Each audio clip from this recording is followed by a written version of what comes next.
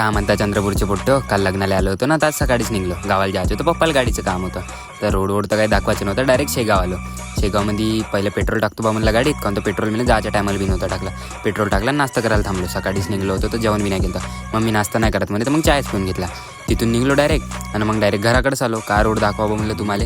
घरी आलो तर पहिलं पप्पा म्हणे गाठुडे आणले म्हणे, ते सोडायचे आहे म्हणजे मोजाची बी आहे म्हणे. तर मग मी चढलो कापसावर ना, पप्पा गाठुडे मोजू मला देत होते आणि मग मी ना कापूस सोडला घरी.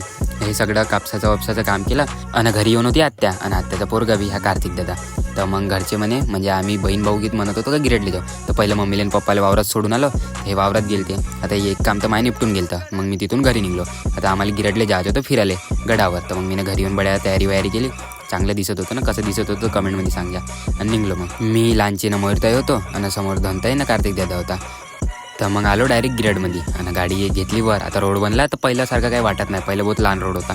तर डायरेक्ट वर आलो आणि मग सगळेजण म्हणे पहिलं गाडी लावून देऊ म्हणे. तर मग वर आल्यावर पहिलं गाडी लावून दिली आणि मग सगळे म्हणे दर्शन करायला जाऊ. तर आलो मग अंदर. आता थोडे व्हिडिओचे शूट घेत होतो मी, कसे वाटते तर कमेंटमध्ये सांगा. अंदर आलो, दर्शन घेतलं आणि बाहेर आल्यावर पहिले चिवडा खायला आलो. तर चिवडा खायची बहुत इच्छा होती, तर मग चिवडा खाऊन घेतला. पानकाचा तोंड फाडून चिवडा खाल्ला. बरं मग बोरं खाली बी आलो आणि इथं सनसेट पॉईंट होता, तर एक नंबर वाटे. आणि बोरं इच्छा एक नंबर लागते, कधी तुम्ही यान तर खाजा बोरं. बरं मग बोरं खाल्ले आणि मग घराकडे निघायचं होतं. तर घराकडे निघलो.